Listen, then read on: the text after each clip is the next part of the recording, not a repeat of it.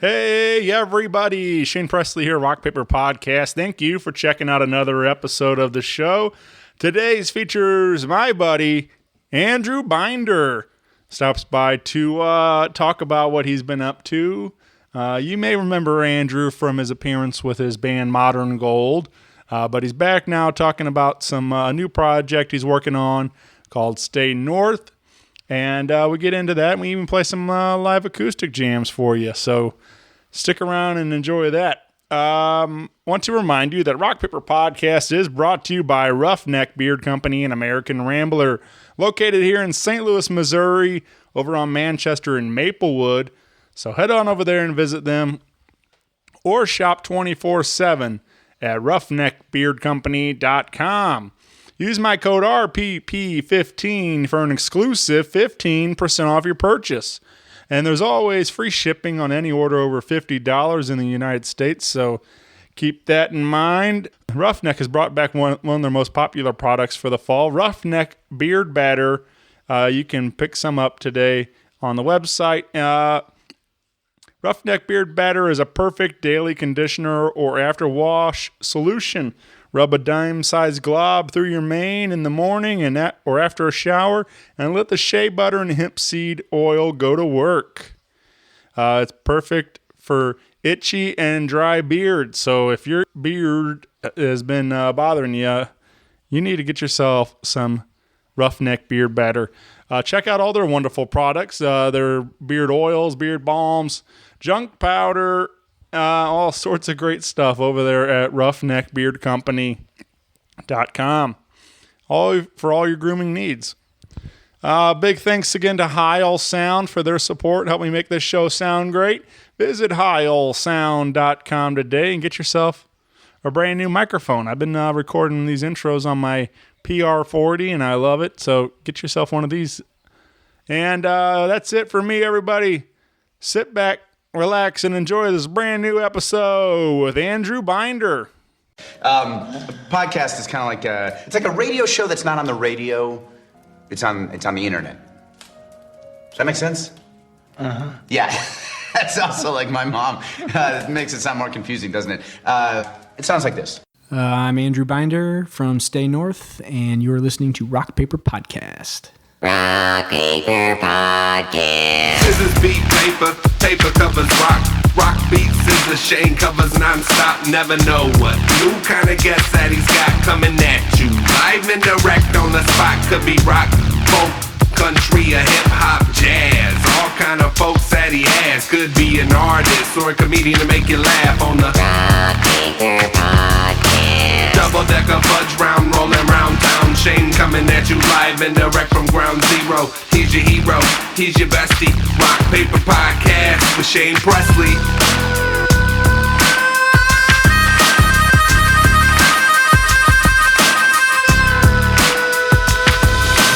Rock Paper Podcast.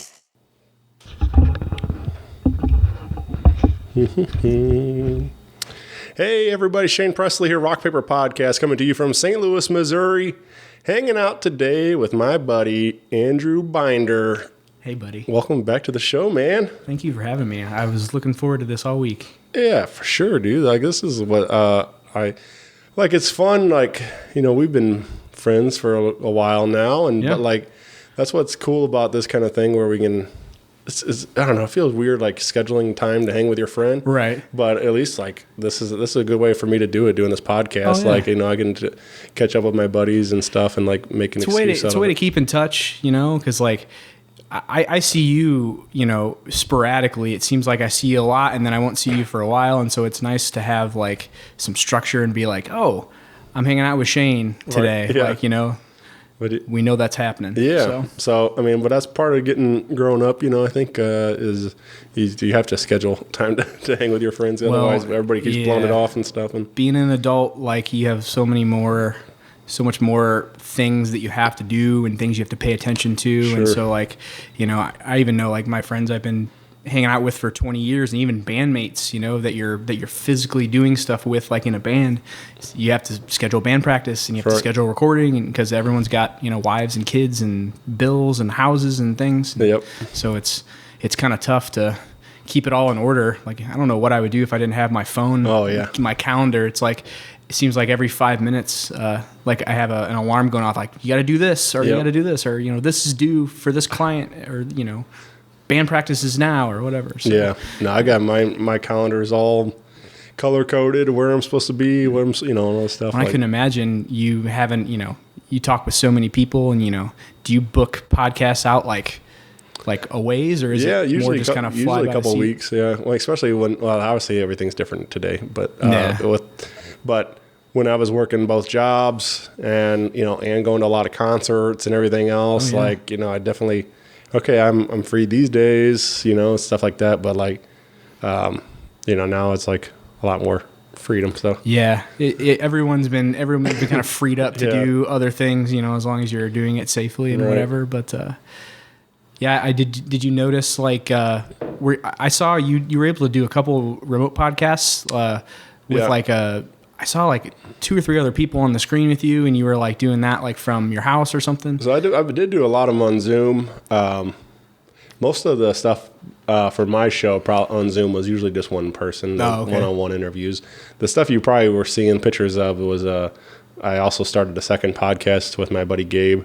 Yeah, doing the Stone Dog Show. That's what it was. Yeah. So that's his show that he started. But he asked me to be a reoccurring co-host. Well, I thought maybe you were a guest or something, and I was like, oh, does Shane have another podcast? Well, no, he's on the screen with 2 or 3 other people, so this must be something special or something. Yeah. So I'm just trying to help him get this thing rolling, and it's been a lot of fun. It's totally different than what I do with this show. Yeah. So it's fun to kind of just be goofy on that one, and just he does all the prep, for booking and and running the interview and everything. I just show up and talk. Yep. So it's probably a nice change of pace from kind of because you have to do the scheduling and shooting videos and doing all that stuff. Yeah. So it's just fun to be silly on that one and have a good time. And we talk a lot of wrestling and 90s video game, a lot of nostalgia stuff. So. There's so many podcasts. I was pretty late to the podcast game. I always listen to you because you're my friend and you have a podcast, and so I would turn yours on every once in a while when I'd see a buddy of mine who was coming on your show or whatever like that.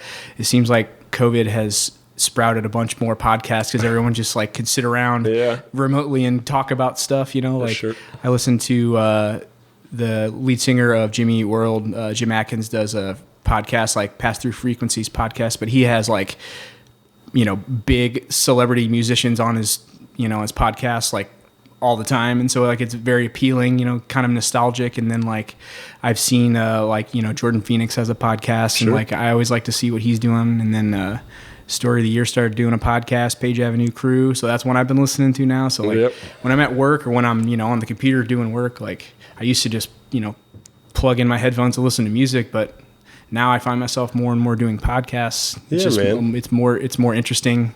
It's something that I can do in between listening to music or putting on records or whatever. But I like obviously still listen to a ton of music, but it's nice to. I also listen to a lot of Howard Stern show. The same kind of thing. There's sometimes I'll go to a loud rock and roll show, but on the drive home, I just kind of want to mellow out a little bit, and I'll put on a podcast or Howard or whatever, and this kind of it's nice to get involved in just a conversation with somebody you find interesting. And oh yeah, so. And I think there's something Howard Stern, I guess, was more of started as a radio show, but I mean, it's essentially what a podcast is, just talking to people, especially now, as he's gotten, he's in his late 60s, mm-hmm. He's on satellite with no commercials. You can sit for an hour or two or whatever and sit and talk to anybody he wants, and so essentially he's the greatest podcast of all time. Oh yeah. Well, I remember his show initially was more for shock value, and he'd have porn stars and circus midgets and crazy things like that on. But now he had I saw him interviewing actors, and Green Day played a set in his studio a couple of weeks ago when I was watching, and so it's cool to kind of see the range of people that he has on there. Oh yeah, Metallica just played on his show from their band rehearsal space. Yeah, I saw that. And over Zoom or whatever, and it sounded awesome. And I was they. I don't know what it took to technology wise. They probably have two engineers sitting there and a live mix guy, and then Howard Stern probably has to coordinate that with whatever. But it sounded awesome, and like it's hard to get any kind of band to be able to jam on the over the internet like that. But it worked out really nicely, like so. But anyway, yeah, man, it's just it's cool to see the other people, like you said. Page Avenue crew and all that, like this starting, the story that your guys doing. I feel like if there's any kind of interest or like group that you want to subscribe to, like there's always a podcast that's like focuses on it's fun, man. It's fun. Like I said, it's just cool to have an opportunity to hang out with your buddies and talk and like I've learned there's more to it than just being silly and having fun with this thing and like there's. These things can, I had a friend tell me the other day, like, we have a friend, Matt Amalong, passed, and a friend told me he goes back and listens to his episode every now and then and stuff, and it's nice to have, still be able to hear his voice and everything and listen to that one, and I'm like, so it meant a lot to me. I'm like, I'm glad I could be that for you, so, but. Yeah, that's something that I guess I never really thought about that. I do miss Matt. A lot. I miss seeing him every day, and I don't. I think I listened to. You had him on the show once, didn't you? He's we did like a couple. Because he did a couple of Fivefold, but he also. That's right. But he also did. We did one like as just him as like an engineer, and we dove into all the records he's been a part of and stuff, and I was opening one of my old. Hard drives the other day. I was looking for something for design work that I had done in 2014 or 2015, and I found these videos of Matt and I messing around at Encapsulated, just like music and just like drinking beer and things like that. And I sat there, and there's like 6 of them, and they were each like 20 minutes long. I sat there and I watched all of them, like all the way through. It's like hadn't thought about Matt in a while, and I hadn't kind of gone down that lane in a while, and I sat there and I was like weeping. Yeah. It's like, man, I miss Matt so much. Yeah. And, we were so stupid and whatever, but like you said, it's cool that you can kind of reminisce and, bring that to people. Definitely. Because that needs to happen. Yeah. A lot. I'm like I said, I'm glad that be able to preserve this audio and have it up there. People live on forever. And then you're archiving history, brother. Yeah, man. Yeah. Yep. That's a lot of fun. So, speaking of archiving history, you were on the show before with your band Modern Gold. Yeah. And we had a lot of fun recording that one actually at Encapsulated, which was really a good day, man. But I think like that's what I kind of wanted to just to hang out. It's been a while, but like I think it would be fun to kind of get into some of your other stories and stuff. Like, cause that one we really just kind of mainly focused on the band. We didn't really kind of get into all that you do and stuff. And but I know you've been playing music in St. Louis for a long time, so kind of want to talk about some of the other groups you've been a part of and some of the other work you do in town. So, but I guess I don't know. Let's start back at the beginning, man. So you grew up. You said O'Fallon area? Yeah. It was like St. Charles County and O'Fallon that way. And so like, when I was old enough to drive, we would drive into the city to see shows and stuff like on school nights and, that kind of thing. And I got really into music. Like I had always kind of played music, but I never really did it well, like at the beginning. So like, I started going to shows and starting seeing people there, meeting people just through like seeing them at concerts and hanging out and all that. And I started my first band in high school with 2 of my buddies. I think we were like 15 or 16. And we played like, like every like shitty local band does, like the Creepy Crawl and like, we would play on like the Sunday nights or like the Monday nights when they like, didn't have national acts there, and like did that for a couple of years. And like it wasn't until I was probably a freshman in college where I actually started like playing in bands that were good and like playing like higher profile shows and like opening for touring bands and things like that. So like my first real band was Sink The Bismark, and that's kind of like punk rock music. And it was some of the guys I'd started my first band with initially, and then we went through 2 incarnations of that band over the course of like 6 or 7 years. And trying to think if you know anyone from there. You know Gecko? Oh, okay. Yeah, but they were kind of always in playing music with me and doing bands and stuff like that. And so Sink The Bismark was the first one where we we opened for like Newfound Glory one time in Springfield, and like we did a bunch of out of town stuff. That was where I kind of learned how touring bands play out of town, and like how you save your money, and how you need merchandise to sell to like put gas in the tank, and that experience kind of informed me doing it with my other more successful bands later on. And so we did that for a while, and like anything, it kind of was just, we were over it at the time and just like whatever. So we all had gotten married, and some of us had kids, and it was just, life was kind of getting a little too heavy to like want to do it. So we kind of just broke that up. Still see those guys all the time. I'm actually going to hang out with Gecko later on. Haven't seen him in a while. And my buddy Jeff too, who's also going to be in Stay North, my new project. And so after that, I love doing punk rock stuff, and I'd kind of built a network of people, promoters and bookers, and that's actually how I met Mike Jones, who owns Encapsulated Studios and Encapsulated Records, where I work. That was actually how I got to know him. He put out one of the Sink The Bismark albums on his record label and pressed it on vinyl and all that. And after a while, I started hanging out with him a little bit more, just talking about like music stuff. And then I had told him that I was going to school for graphic design, and that how I had done like some internships. And he's like, oh, well, I'm building this new place, Encapsulated Studios. He's like, screen printing, music, recording studio, and then practice spaces. I'm like, wow, okay, cool. So that I started kind of just doing like some freelance projects for him here and there for his label and for Encapsulated stuff. And that turned into, I had done a couple of like screen printing internships, because I took a screen printing course in college and I liked it a lot.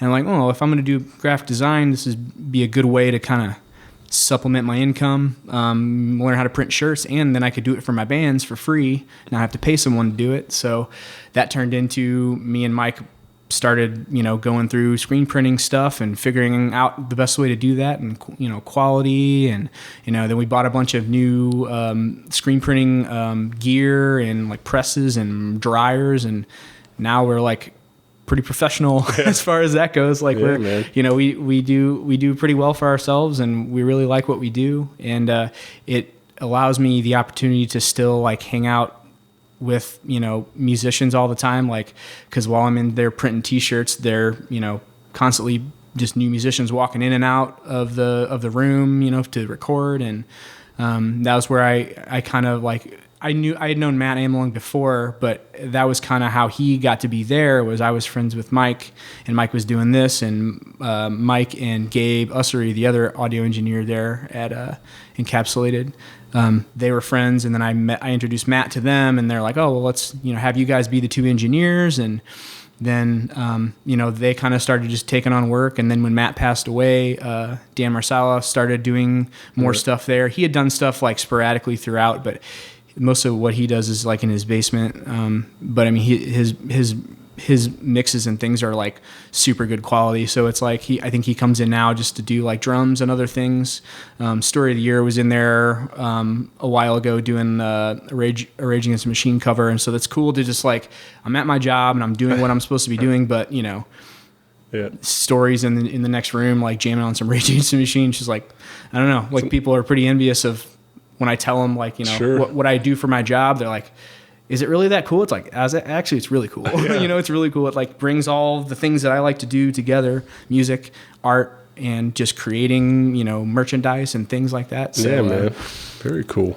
Yeah. So you definitely saved my ass a while back. I needed some shirts in a hurry, and you were there to bail me out, man. So I was happy to help, man. Like we do that stuff all the time. Like people get in a pinch last minute, and some bigger screen printing places that have a lot of overhead and a big client list. Like they're like, oh, we need at least 3 business days, and you were like, hey, I need these like in 24 hours or something like that. Like, can you do it? I'm like, yeah, we can figure it out. So we're in a figure it out industry. So, right. I was happy to help. And that's not uncommon that we get something like that. Like bands who, you know, have a guy that they've gone to for years and something happens and it falls through. I think your guy just had something break. Yeah, his machine. It's not even you didn't want to use him. It was just like shit happens, you know. You got to figure it out. Yeah, but it was nice, man, to call on a buddy and for a favor, and you were there able to help out. So happy to do it, man. Happy to do it. So so that's the Icon and Ink. Yeah. Is where you work under that name for your design work and everything. And so if you want to get plugged in with Andrew Binder on there, find Icon and Ink on your Facebook and Instagram and check that out. Do a lot of great work, man. A lot of cool designs coming out of there. A lot of, I'm sure most people, anybody that's a fan of St. Louis music, you've been seeing them around on all the merch tables and stuff. So yeah, there's a lot of them. I love working with musicians, even though musicians sometimes they're finicky and they're not organized. Like I've prided myself over the last couple of years of getting really good at just being like, do you have artwork? What does it look like? Just send it to me and I'll send you back like what we can do and what it'll cost, and I'll lay it all out for you. So all you got to do is be like, I want this, I want that, I need it by this day. Good to go. Yeah. Because a lot of times if you give musicians, and you know, I'm in this way sometimes too, if you give them too much time to think about it, or you know, too many options, it starts to become a long process. So it's like, you know, someone like you comes to me like, hey, I have this like one color design I need done. I need this many shirts. I need it on this day. Like, can it be done? Yeah, man. Easy peasy. Right. You know, so we try to do what we can. We band-aid a lot of stuff. It happens. So. Right. Yeah.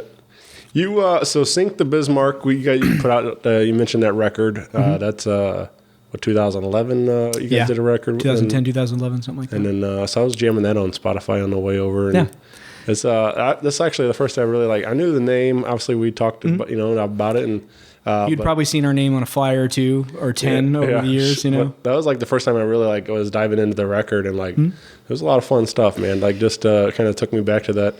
You know, that era, like you say, Newfound Glory and all that. Like it's definitely in that vein of punk rock and stuff, and it felt good. It was just fun, high energy type of music. And I mean, I love that band. I love the songs. It was a really fun time. It was one of those things though where like I was starting to listen to a lot more music, you know, because in college I listened to, it was nothing but like punk rock and like that kind of stuff, and it was after a while I started getting into blues music and like really, you know, like Black Keys got me into like a bunch of like, you know, early blues stuff, you know, because Black Keys I just heard it and I like that band a lot, and like Alabama Shakes, like I like them a lot too.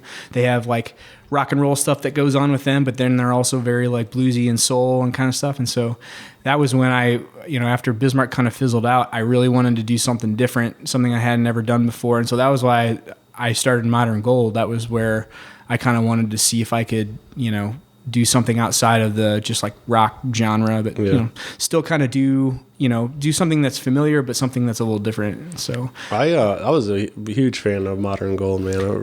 I loved that band. We had such a good, fun time together, and you know, it's a shame that we couldn't do it further, but I mean, I was really able to kind of like step outside my comfort zone there, you know, in terms of just being in a band and like the chemistry that we had. Like we were pretty much a Craigslist band, honestly. Like I had found Mikey Markovy, who it was like, you know, Band Mix or Craigslist or something, where I just like saw his profile, hit him up.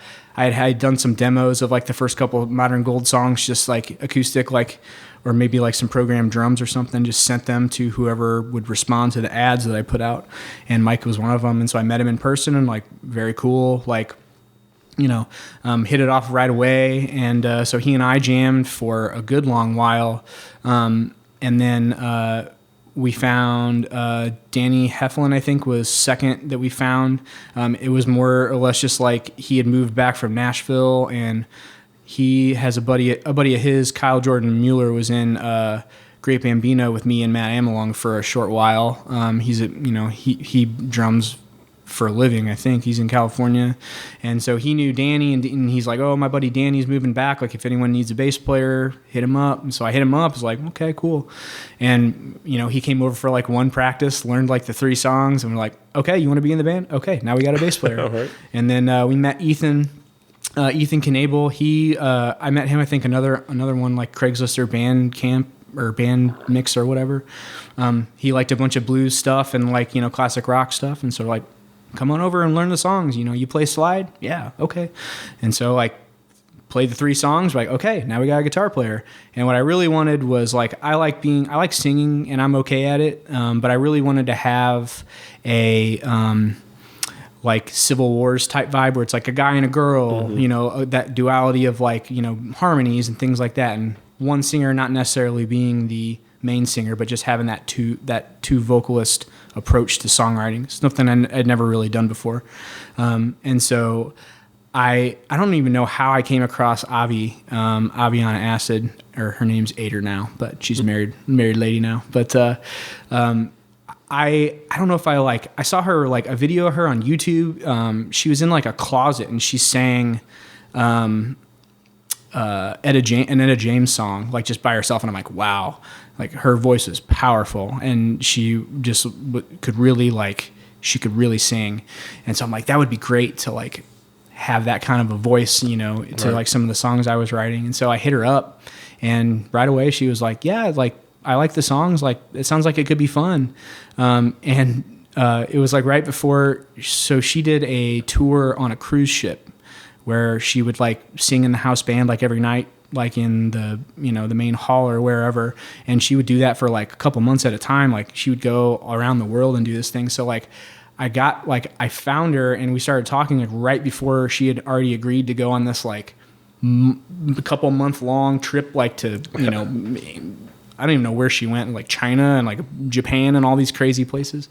And so I was like, okay, well, I really like your voice. If you come back in like 4 months and still want to do it, like hit me up. It's like, yeah. Thinking like, okay, not really going to happen. And then I tried out some other like female vocalists and it just wasn't really what I was looking for.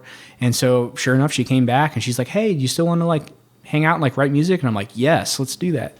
So she came in and she jammed with all of us at Mikey's house. And it was just like instantaneous. It's like, this girl can sing. And then she had written a song on her own on the cruise ship. And like she had showed it to me just like in passing. And I was like, what is that? And like I listened to it, played it back, and then I like wrote a song around it, or like chords and stuff around it to her vocals. And that ended up being To Lose My Breath, which is like a video we shot around that time, and a song we always play in our sets and stuff. And it ended up kind of being like her first song, like an introduction to her, like as just like the main vocalist. And then after that she started writing more vocal parts, and then toward the end of the band she was kind of the main vocalist at that point, which is good because she's amazing. Yeah. And I still see her and Danny all the time. We still hang out and stuff. So, I loved that band and it was great. It was just kind of something, like everything else, kind of just fizzled out. Things got busy. People started having kids. It's got harder and harder to get together because we were all in different areas of St. Louis. Like some of us lived in the city, some of us lived out, kind of like where you live, like Winsville. Just it was one of those things that got harder and harder to get together. And then, we played a lot of shows, and, we wrote an EP and a full-length record, and kind of toward the end, we started to clash a little bit about like what we wanted to do next musically, and that kind of put a strain on things. And that, coupled with the fact that like we weren't getting together as often, it just kind of, at one point we were just like, what are we really doing here? And it was a bummer, but at the same time, it was like, okay, well, I would rather remain friends than it just get to a point where like no one wants to be around each other. And, so I think maybe someday we could like get together again and maybe play some shows like for fun. Sure. But I mean, it won't be anything where like going on tour or like probably even recording or anything like that. So you never know. Yeah. Things like that, it always, down the road, something might happen, but right now, probably not. Yeah. That's, I really dig that stuff though. Like I said, obviously all the influences that you mentioned are all a bunch of my favorite bands, and and so you can definitely hear it come through the Modern Gold stuff and what you guys were creating, and so I'm really a big fan of that, and you can find those records out there online too. And they're still on Spotify and all that stuff. Yeah, so give those a spin. We even did some live acoustic on this show that I was really proud of that turned out nice. And that was we did like 2 songs in the live room there at Encapsulated. That was just with your single mic, just whatever. Yeah, that was fun. Yeah. So, let's talk about what you're up to today. Okay. We are working on we did some live jamming here, even mentioning that we did some here today at your house, and these songs are going to be from your new project called Stay North, and so let's start with a song called Best Words. You said you wrote this with your daughter in mind for her. I did. Right? I did. Yeah. She. I've been wanting to write a song for my kiddo, but I didn't want it to be too cliche, or didn't want it to be like I was trying too hard. So it took a while, but I finally kind of found a good way to write a song about her that's impactful. And so I like it a lot. It's one of the first songs that I did for this project, and it's one of my favorites so far. Yeah.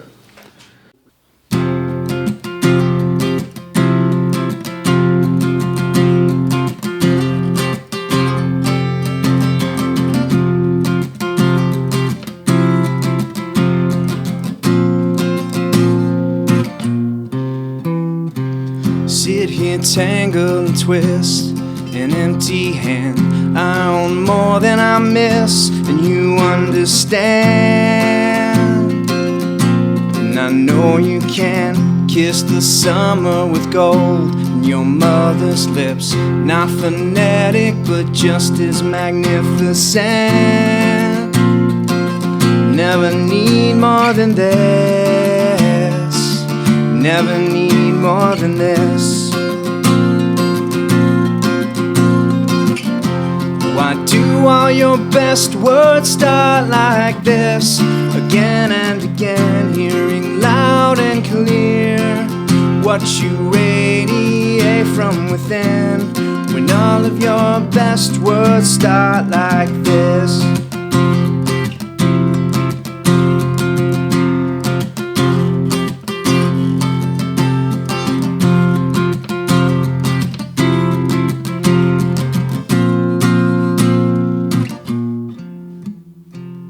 All the love in the world could be understood.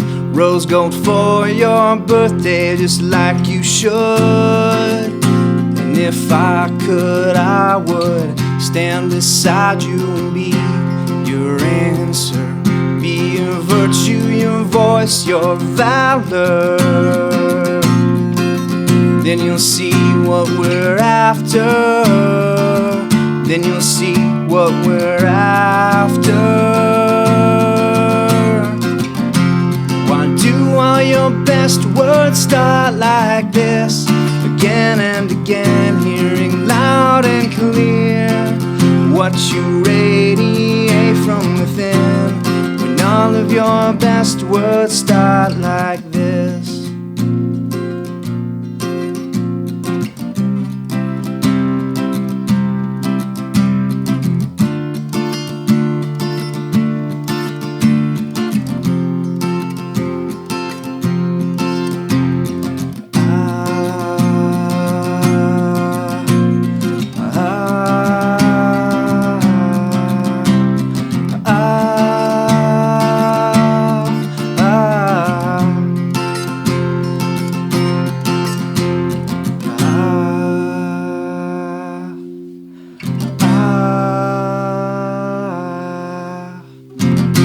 Why do all your best words start like this?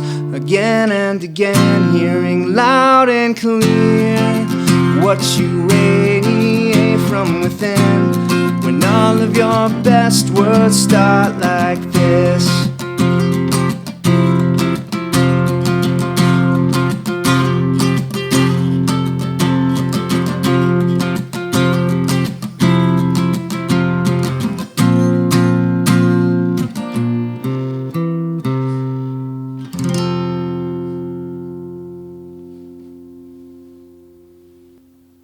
Again, this is just you solo acoustic, but are you looking? Do you have ideas? I guess with the band wise. Yeah, so we have. So it's me, my friend Jeff Huff, who I was in my first band with in high school. My friend Jeff Tiller, who I was in Sink The Bismark with, and my first band in high school, and then Calvin Simmons, the drummer from Sink The Bismark. That's kind of the lineup right now. So I've written. COVID gave me a lot of time to write for this new project, and we haven't been able to get together that much because of like the pandemic and all that. Our guitar player Jeff, he still lives in Iowa, but he's come down a couple times to do like recordings and stuff. We went out. It was probably like almost 2 months ago now. We went out and recorded some just demos of the songs we've been like passing back and forth. My buddy Clint Kroger's studio, Highway Y Records out there in St. Paul, kind of where we were talking about earlier. And he's got a cool little studio in his barn that he's like renovated and like made into like a legit studio. And so we did 4 songs in a weekend, or in like in a Saturday. Jeff drove down from Iowa, and then we got together and we played through those songs. And so we have a couple of like demo versions of those songs, and then I have about 7 or 8 other songs written that we've kind of been working on. Haven't really had a chance to record all together yet, but we pass back and forth like garage band sessions and things like that. Like I'll do like an acoustic, recording or something here, send it to Calvin, who like figures out drums, and then like I've gone over to his house and like recorded just drums with like a couple microphones just to get an idea down, and then I'll pass that session to Jeff in Iowa, and he'll plug in and like write something over top of what we already have, and then send it back, and then we'll start doing bass and things like that. And so like we have a pretty good idea of like how many songs we're going to have ready and like when we're going to get to record them, but we just have to kind of finish a couple more before we can like go record them. Obviously we'll go to Encapsulated with Gabe and Dan, do some things, but it's definitely like a full idea right now, and it definitely has its characters, and it has its kind of style already. But there's nothing really physically to show for it yet because we don't have anything really recorded. And I don't even really have social media set up for it yet, just because I wanted to have some content before I just like put up a picture, and then with nothing, it seems like it would be so. But we got like some video footage of us recording, and we had talked to some people about just doing some simple videos, like once we can all get together safely and do all that kind of stuff. So there's definitely going to be stuff on the way. But nothing really to show for it yet. Yeah. But it's been good. Is this kind of tapping in more into that punk rock? Kind of. It's more like, I think I mentioned to you the other day when we were talking about this. It's more in the rock vein. It's kind of like mid-era, like Jimmy Eat World, kind of like Get Up Kids. Like it's still kind of that alternative rock stuff, but it's not so fast and not so angry like Bismarck kind of was at times. So it's like, I don't know, it's just another kind of evolution of something I wanted to do. Like, I had done the blues rock thing for a while, and I kind of wanted to get back into like a more rock based thing that was just, I wasn't thinking about style. I just wanted to write what came naturally to me, and focusing just on me doing the vocals again and all that stuff. And so I had a bunch of time, really since March, to sit around and write a bunch of songs. And so like I'd had some leftover like Bismarck songs that were like a little too soft to really show to the band. And then I wrote a record for my mom, who passed away a couple years ago. It was under the name Old Saints, and it was just like a collection of 10 songs that Matt Emmelon helped me write and kind of flesh out after my mom passed away. And it's all about her and about like the time before and the time after. And so it's this new band, Stay North, is a little more in that vein. It's kind of like Death Cab for Cutie, kind of indie rock, like softer vocals, but then it still has like its rock parts, like Jimmy Eat World and things like that, like Taking Back Sunday and like that kind of stuff. So I'm really stoked to kind of get back into playing like loud, rowdy, like shows like that versus kind of more like intricate sitting back, kind of like what Monterey Gold was kind of more that vibe live. But yeah, it's I don't know. It's been really, really fun. It's cool to kind of showcase, some of my other influences, and it's been cool to reconnect with guys that I'd been in bands with in the past. It was a very easy transition. There was no like, oh, I have to get to know this person that I'd never met before because they're now playing in my band and like sharing creative ideas. Like we all kind of just have this chemistry as friends that is just very easy. You don't have to think about it. There's no tension. There's no egos. It's just like everyone wants to hang out and drink beer and play music, so it's that's definitely kind of what I'm looking for now, being not so worried about like going out and touring and like making tons and tons of albums right away and doing all this stuff. But it'll be a fun thing to do once live shows kind of pop up more and more. Hopefully by then we'll have recorded music out and we'll be able to be playing shows regularly. That's the idea anyway. Right. Yeah, we're kind of getting there. We're getting, I think we're still a long way from anything big, but like, I know the pageant just opened up. They're doing like some 300 cap seated, excuse me, seated shows with a bunch of like, most of Jimmy Griffin's bands, Celebration Day, Street Fighting Band, and the things that like people would normally want to come see, something that would be very, I know that they sell those shows out all the time, like Christmas time and things like that. So I think it's a good way to do something like that to kind of ease people back into the idea of like being in a room. I mean, I know the vibe's not the same. You're not, stacked against people and you're not jumping up and down and you can't be super close, but you got to do what you can do right now. Start, my buddies in Clusterpluck, they did a seated show, or did that already happen? Oh no, it's this weekend. They're doing a seated show at Old Rock House.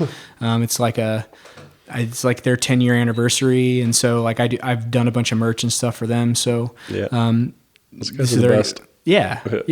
Those guys are good. I think Justin's birthday was yesterday, so happy birthday to Justin Torres. He's a fan of the show, and he's been on here a couple times. He's an all around good fella. Yeah, I love those guys. Yeah. So but that's cool that they're starting to do shows like that. People are kind of easing back into it. I saw JMO Presents does The Lot now, which is like a cool, like that's like a full on concept of just like everyone buys a pod and everyone hangs out and we get these bands that will draw well. And, I think that's a really good idea and a good fleshed out way to try and bring shows back now that people want to see. People want to go to shows, my only problem with it is I go to a lot of shows by myself. It's hard. It's hard for me to find a friend sometimes to go, even though I've got a lot of friends. But it's hard to get anybody to commit to, going to a show or they. I guess I never thought about it like that. So it's like it's hard. So it bothers. So either they do some in 2s, but a lot of them are in 4-packs, and it's like. Yeah. So let alone hard for me to find one friend, but now I got to try to find 3 friends or something. So it's like it gets difficult, and so it's like a lot of times I just got to the point where I just buy one ticket, show up, and. If I run into somebody there, great. Otherwise, I don't mind just hanging out by myself. Yeah, I'm definitely the same way. I feel like I've seen you. I mean, other than like at Oyster Bar, like I've seen you out at shows or something, and just be like, "Oh, hey, Shane's here," whatever. And I'm like, a lot of my friends, they're very like, if they want to go to a show, it's like, "Will you come with me?" And I'm like, "Yeah, whatever." But I mean. Ask my wife that I go to shows all the time by myself. Sure. Like, my buddies are playing at bar somewhere or, even something bigger, like a band that like none of my buddies are really into, but I really want to go see, or like, I always buy 2 tickets, like one for me and one for my wife. And even if she doesn't like the band, she'll just tell me like, yeah, I'll pass. I'm like, okay, whatever. And I get one of my buddies to go, but a lot of times I'll just do it, one for myself or just like show up the day of the show and just, pay the cover charge and watch the band play. And I don't mind doing that either because, if I see someone there that I know, great, I'll go and have a beer with them or whatever. Yeah. But if there's no one there that I know, which is a lot of time the case, I'll stand there and just chill, watch the music. Actually, a lot of the people that I hang with today are people that I've met at shows. Just start, before the band starts, you get to start talking to whoever's next to you. You realize that you like the same band. You got things in common already. You're at the same show and stuff. And so we start talking, and I've met a lot of the good people, and a lot of them that are still good friends today. So it's like, Well, I imagine with you, you know so many musicians, and get to know them as friends and things like that, and so they're always playing. Like I for so long, I've hung my hat on like the Friday nights. I check your Facebook feed, and like everyone who's playing in St. Louis tonight, here's where they're playing, here's what time it starts, and like that's a really awesome like way of just like, okay, I want to go see a band tonight, but I don't really know of anyone that's playing. Like I'll check out your list and like, oh, Old Salt Union's playing here, or Clusterfuck's playing here, or the Stars Go Out are playing in St. Charles or wherever. It's like, oh, I'll go to that. Like it's a good deal. So keep doing that because it helps people like me who don't pay attention to a lot of social media. Like it helps me kind of figure out where I want to go. And a lot of times, like I said, if it's like, it's like, the show starts at 9, it's like, it's like 8:30 right now. It's like, yeah, I could probably go. I could if I leave right now, I can get there, have a beer before the band starts and stuff. So I love doing that kind of stuff. Though. It doesn't bother me at all. Right. You let's drop in one more from you that we did today. This is a song called Mesa Valley Arts Club. Mesa Valley Arts Club. Mesa Valley. And this is again up here on an upcoming Stay North project eventually. But how do you come up with that name? So this song is about a dream that I had. My wife and I we were having a stressful patch of like just a lot of work and like my kiddo and things like that. And so I had a dream that we went and took a hiking trip to Arizona, to like Mesa Valley, like kind of in southern Arizona. And it was just kind of talking about like what we did there and, how it was cool to kind of be away with just her and hang out. And, so that I kind of just, I titled it just like it's like a humorous title. It doesn't really make a lot of sense, but it references Arizona, and that was really all I was looking for. So, yeah.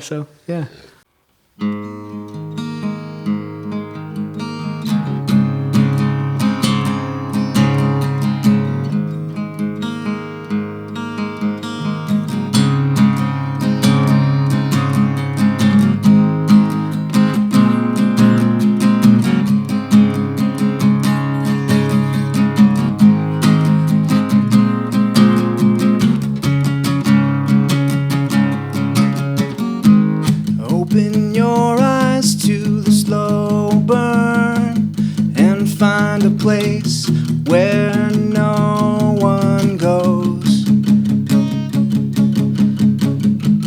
Paint the wall with the faintest of blue. Listen to the colors talking back, reaching out and pulling me right back to you.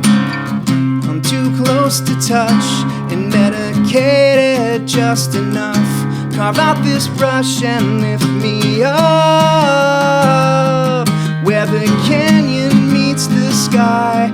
Heavy in the neon light, will you fly away with me? Just fly away.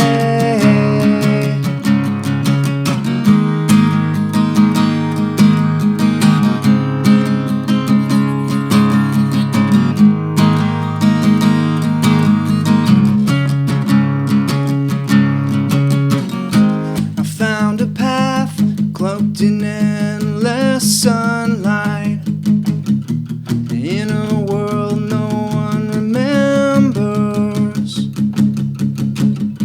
Move the wall with a song from our youth, talking back, reaching out and pulling me right back to you.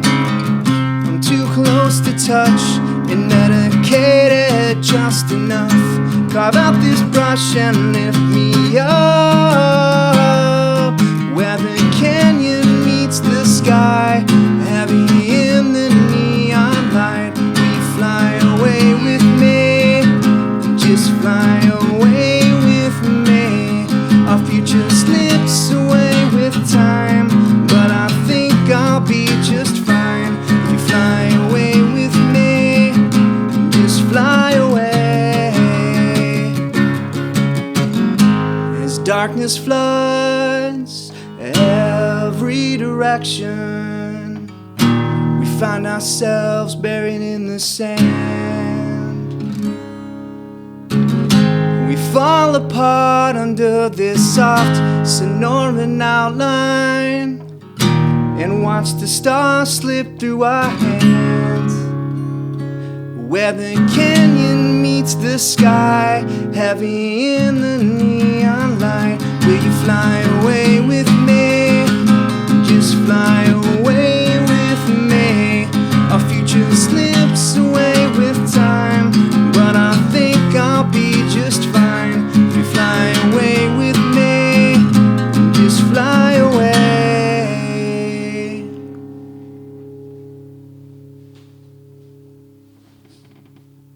I don't know, for some reason, especially having Valley in it, but there's that Harper Valley PTA song. You ever heard of that? Like, No. like an old country song. But anyway, just make a similar type of a name. a title? Yeah, Yeah. so like it just kind of, that's where my mind went when I first like heard it. And Yeah, like I don't always love like long clunky titles like that, because it's like, you know, people just end up shortening the name. You know, I'm sure like when we play in the set, we'll just call it Mesa or Mesa Valley. Like I'm not going to say the whole thing. Right. But I don't know. I just thought it was funny. Like haven't done a long title in a while. Thought it might be cool. So yeah. So, Let's yeah. see if yeah. Here you go. so this is like a country tune. Yeah.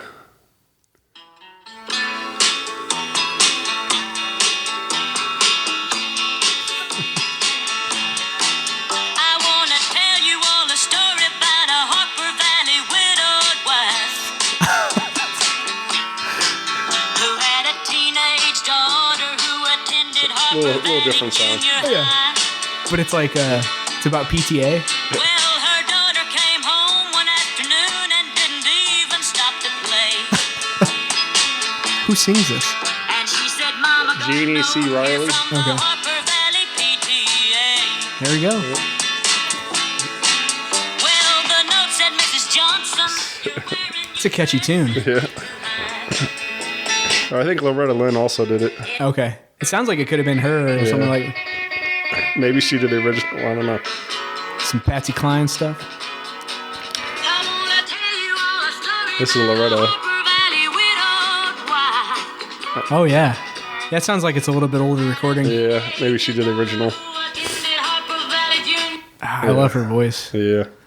This I lied. I actually have heard of that song before, and that's exactly where the title came from. Oh, yeah. No, I'm just kidding. Just kidding. totally ripped him off. Yep. You see right through me, Shane. Let's see.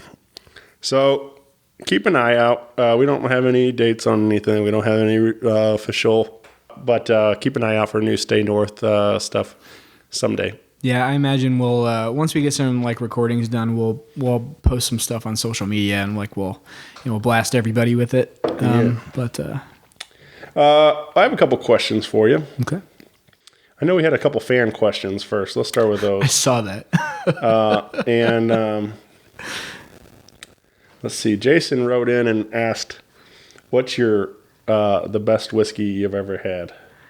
I love Jason for asking this question because he's a buddy of mine, and he hit me up one time, and we started like talking about whiskey somehow, and I think he asked me this question. I worked in the bar industry for years at John D. McGurk's in Soulard and McGurk's O'Fallon and all that. So like I'm a big Irish whiskey guy. So my go-to usually is Jameson. If I'm just if I just want something to drink, that's usually what I roll with. But I've had some pretty good whiskeys working at those places, like bottles that are just there that I don't necessarily have to buy a whole bottle. I can just buy a shot of them or whatever. And there's this one whiskey that Jameson distills. It's called Middleton's Very Rare. And it's like $25 a shot. And so it's like, $200 something a bottle. But I've had that a couple of times on like special occasions, and it's delicious. Yeah. Like it tastes like whiskey, like the most like fragrant, sweet tasting whiskey you've ever had, like in a good way, but it's got no burn. like at all. Like it's so smooth, and that's why it's so dangerous, is because you're like, oh, well, that doesn't even taste like anything, or it tastes so good without like the after you do a shot of it, or even sip it. And so, so that's probably, if money was no object and I could have one thing on my shelf all the time, it would be that. Yeah. Even though I don't think I've ever even bought a bottle. It's only been like bottles that have already been opened that I've had and I've tried. But I like that a lot. Yeah. My buddy Brian owns Naked Vine on Chesterfield, and he does like a lot of more rare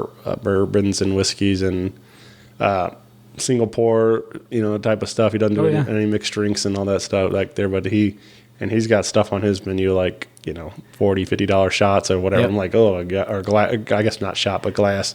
And I'm like, man, I can't imagine like, you gotta, for me, like they all kind of taste the same for me, but if you know what you like and you know what you're looking for, he's got some stuff that'll probably pique your interest. So.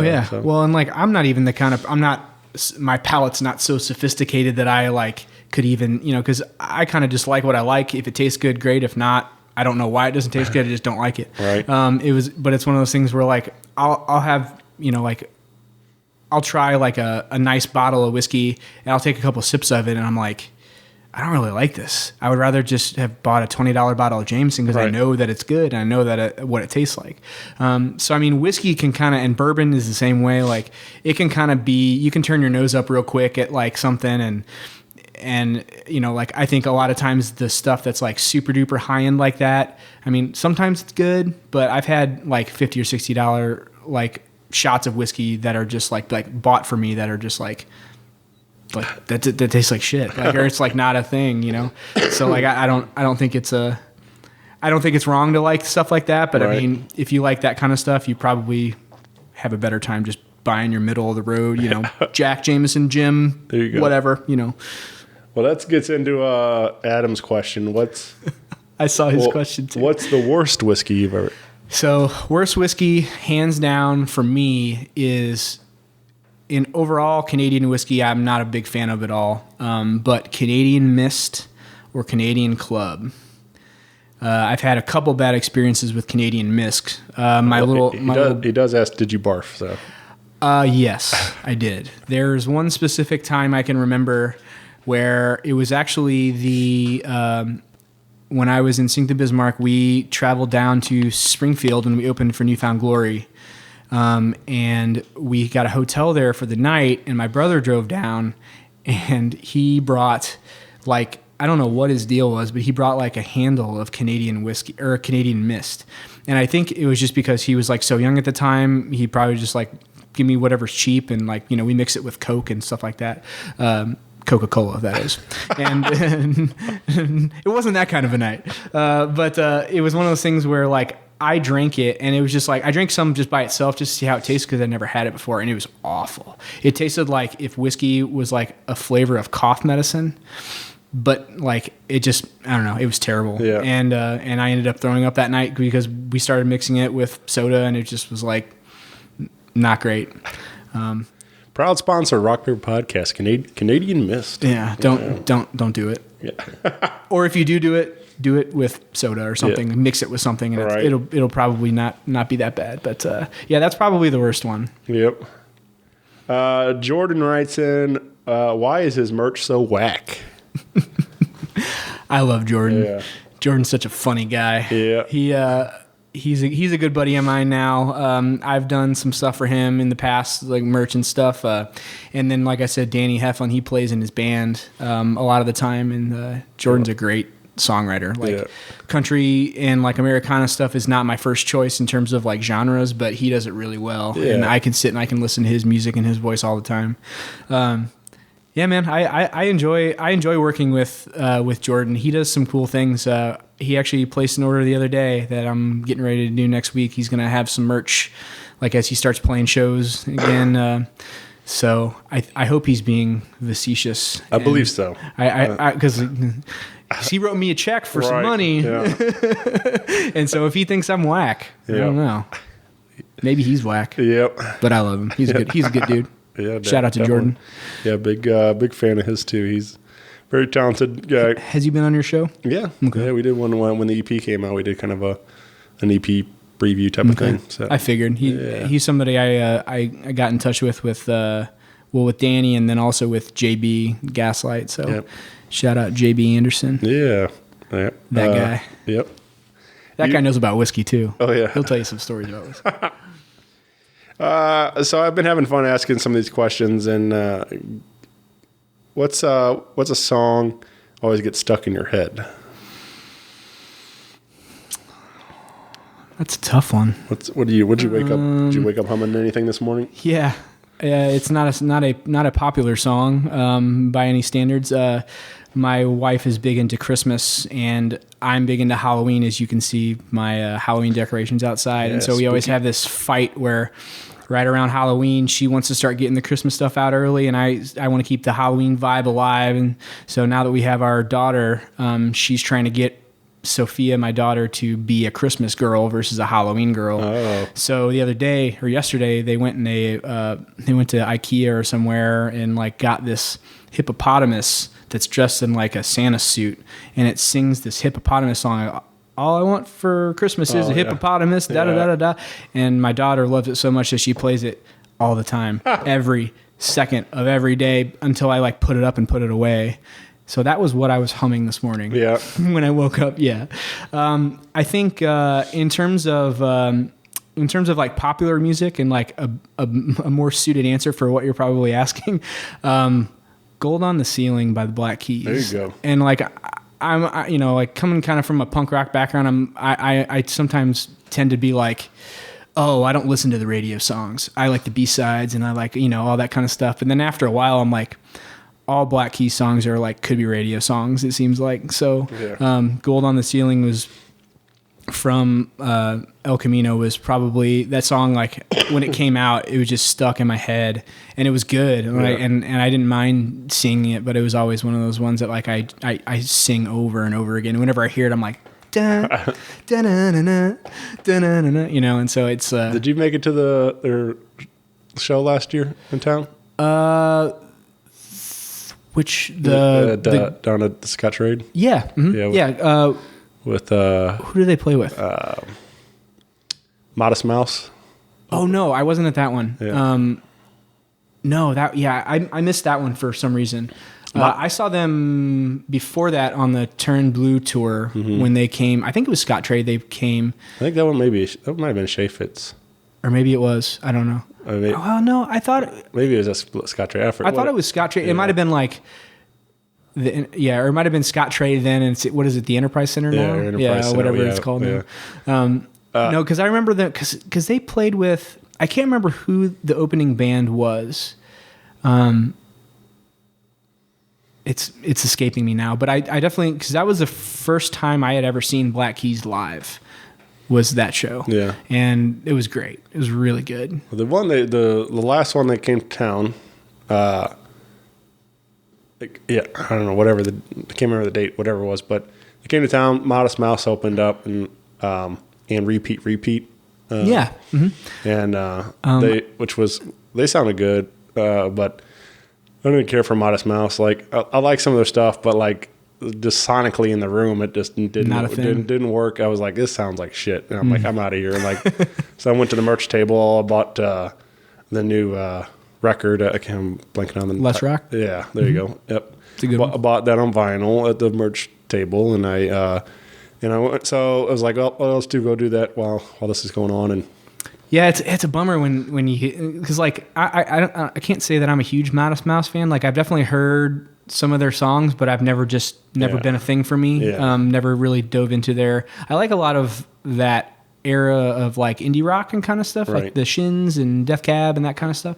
But Modest Mouse has never been something that I've really ever been into, or I've never really seen them live either. So I couldn't tell you. But Black Keys came out and they sounded incredible, even for giant arena and stuff like know. So they sounded really good. And but what I loved is that they did a majority of their set list was Brothers and El Camino, which is some of my favorite stuff. So Yeah. I do really like. Well, Brothers, like front to back, is like probably one of my absolute favorite albums. Definitely. I love that. Obviously a lot of real strong blues influence coming through on that stuff. Oh yeah, it's cool that they do it. Like it's not like they don't hit you over the head with like 12-bar blues. It's like it still kind of has that like rock and roll kind of pop feel. It makes it really easy to get into it. Yeah, I love those dudes. They're Rubber Factory is also a big staple of mine for those guys, and I love their early records. I wish that the early records would have been recorded a little better because I think they would have been something a little more than they were. But I remember like Rubber Factory. I remember getting that when I was a little bit younger and really liking that.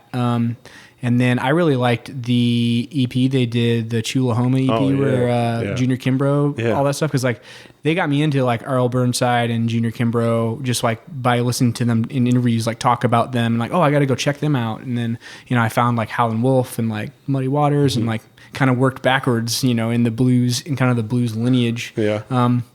But that was really good because I kind of felt the same way with like old blues records. Like, they were limited by the technology of their time and like, microphones and things like that. And even in the 50s, like Chess Records, all that stuff, like for the time, the recording was pristine, but then, it just like you butt it up against something, from this era, in a playlist, and it just sonically is much different. So I think I liked that I could hear those Junior Kimbrough songs like in a full setting, in a full like modern recording setting with like Dan Auerbach doing the vocals and all that kind of stuff. It was really neat.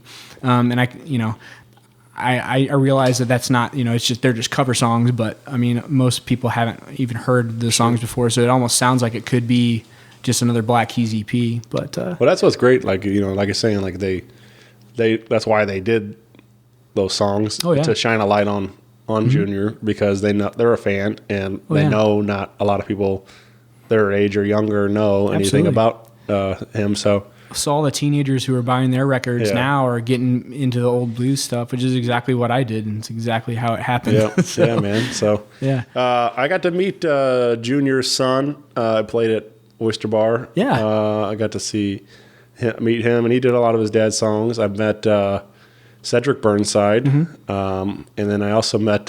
He's a beast. I love that dude. I also met Kent Burnside. Out at Roots and Blues last year. Oh, okay.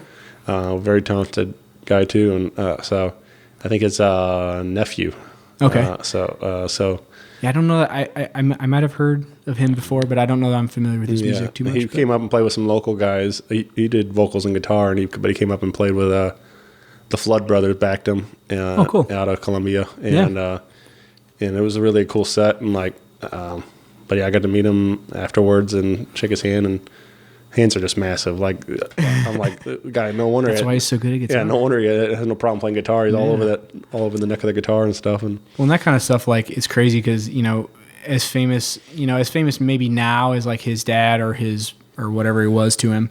Like at the time, like they weren't, they were playing like tiny little clubs and bars. They weren't, in like juke joints. They weren't playing, venues, stadiums, that kind of thing. Like, so I mean, to see that lineage and to see, someone like Cedric Burnside kind of take the torch and like really run with it. Like, it's pretty impressive to see that skill level passed down to your son, and really love to do what he does. And, yeah, man. And, realizes that he comes from like, blues royalty kind of. It's really neat to see that happen. Yeah. It makes it really easy to like want to buy his albums and stuff. It's like, oh, this is RL's son. I know what I'm getting here, so. Is your daughter getting into it at all besides the hippopotamus song? She doesn't love music yet or playing music. Right. Like, I mean, she definitely is, she's driven by, like music, like it excites her, but it's like cartoons and like Mickey Mouse and things like that. Like nothing like secular or anything.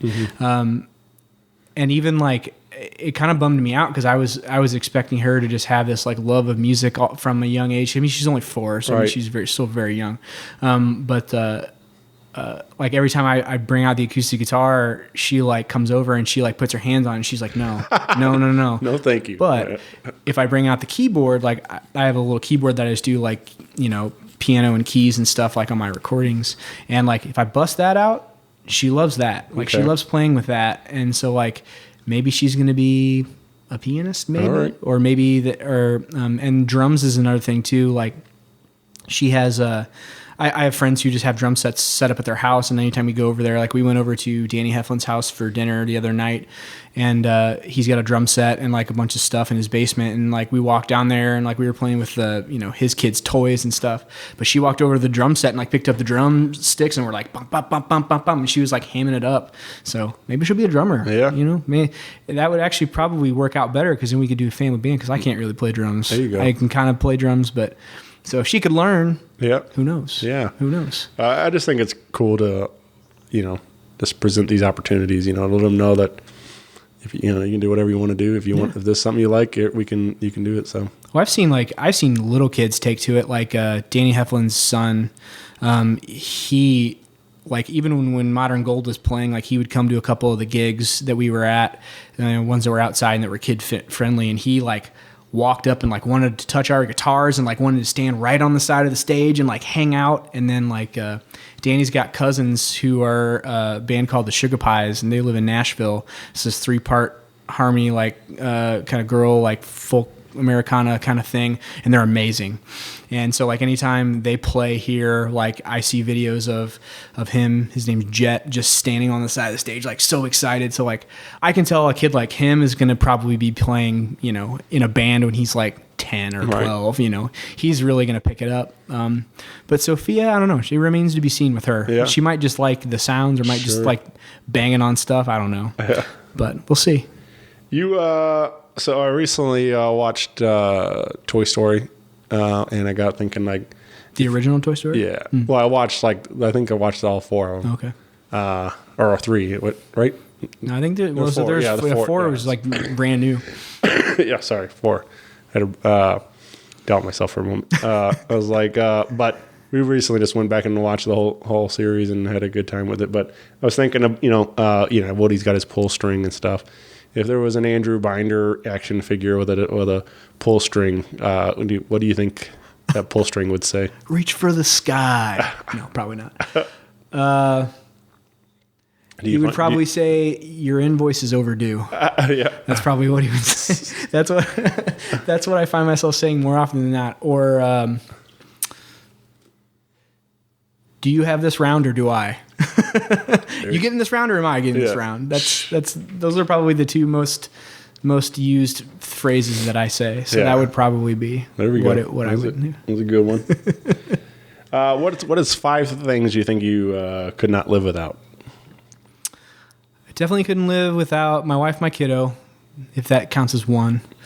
I couldn't live without music. I couldn't live without creative processes, drawing, design, things like that. Those 3 things are pretty non-negotiable. If we're getting into like material things, fish tacos.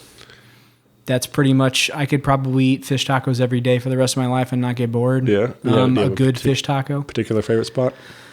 The best fish taco I ever had in my life, it doesn't exist anymore, unfortunately. 3 Monkeys, they had a Taco Tuesday. It's like Morgan Ford, like Tower Grove area. 3 Monkeys, the bar, and they had a Taco Tuesday thing when I was in college. You could go down there and get these fish tacos for like $2 a taco, or like maybe $1 a taco, and then they had like, $1 Busch beers and things like that. So me and my friends would go every Tuesday to Taco Tuesday, and I would like find myself being like, okay, today I'm just gonna get 2. And then next time I'm like, all right, I'm probably going to get 3 this time because I'm really hungry. And it got to the point where I was getting like 4 or 5 of those things at a night and just eating those things and beer. So if I could, if that could come back somehow, that would be the one that I would probably have. But Las Palmas and Maplewood has a really good fish taco. Yeah. Even though they were slightly discourteous to some of my friends at the Crow's Nest in recent years, that's still a place that is a legit place to get Mexican food. I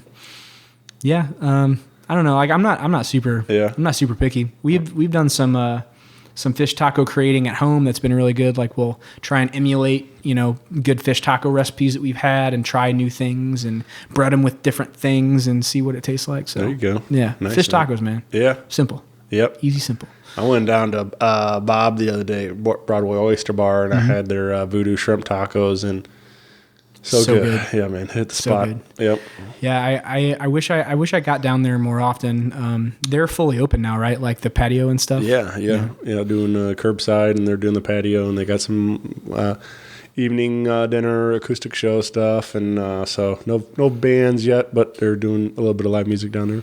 Yeah, I miss their food. And exciting news though, they did just announce the other day.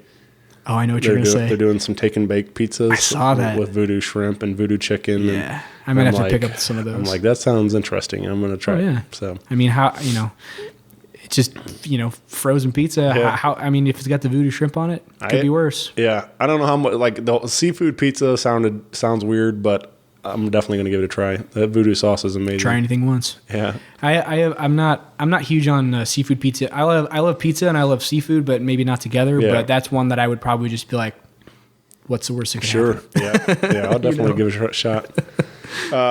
What about number 5? I think we got. I don't know. You have a 5th one you think of? My family. Yeah. My dad, my brother, my sister. Yeah. My in-laws. Yeah, I mean, important people in my life. They're obviously number one, but yeah, man. And then maybe Guinness. There you go. Sponsored by. We're sitting here having some Guinnesses right here. Brought to you by fish tacos and beer. Those are the two material things that I would probably need. What more do you need, man? Yeah. So, all right. When the Stay North biopic comes out, who would you like to see cast as Andrew? I mean, if I'm trying to be vain, someone, Chris Hemsworth or someone like that, like he's way too tall and way too good looking and probably better at music than I am. Who knows? Right.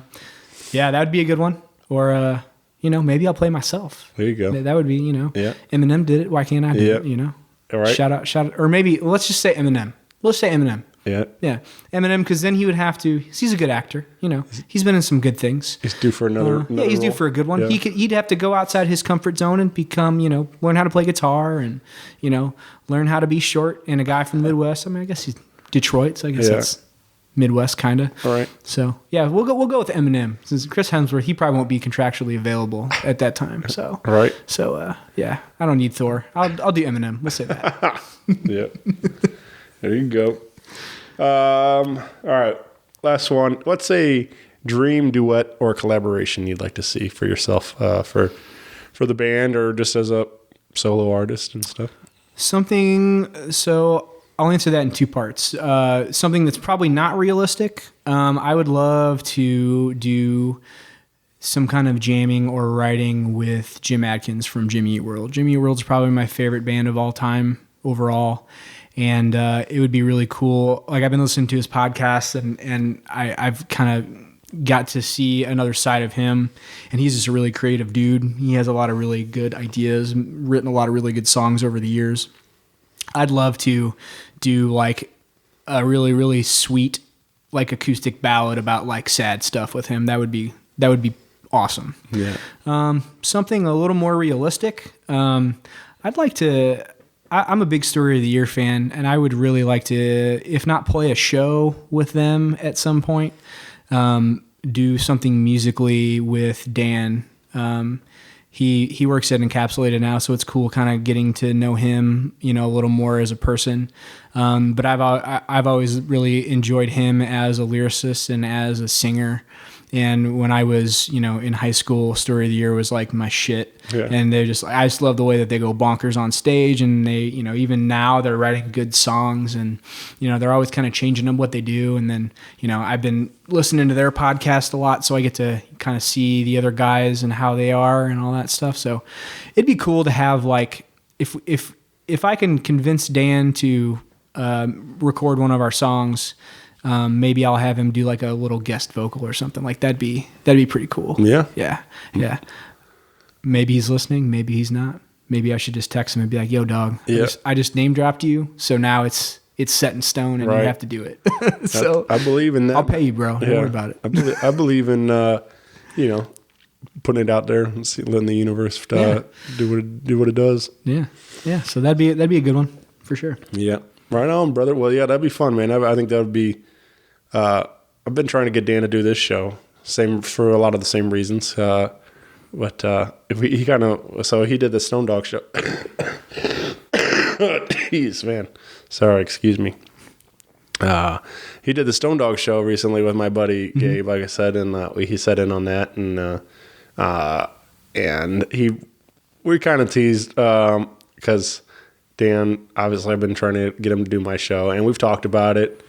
I ran into him at Blueberry Hill one night, and he's like, I kind of just brought it up again, and I'm like, I don't ever want to be the guy just like constantly pestering him about it because he gets it all the time. Oh, sure. But I was just like, hey, I said something to him, and he goes, "Hey, man, I still need to do your, need to do your show." So like, it was cool that he knew me and knew what everything, I'll say all that. But I'm willing to bet you'll be able to get him on at some point. Yeah. He probably just has like stuff going on, and like you said, he probably gets it all the time. So But it was just funny. So he did a Stone Dog show, and then he says something like, he's like, "Yeah, Shane's been trying to get me to do his show for 5 years now," and like, or something like that. And I was like, actually, it's been 6.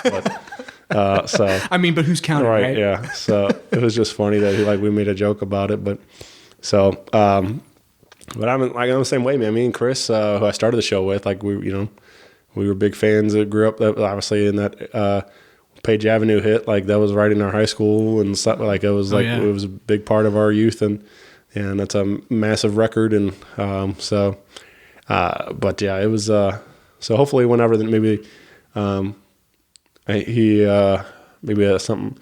He said he wants to do it when he has something to talk about, like as far as like. I guess maybe a new record or something, whatever that next thing is, though. Yeah.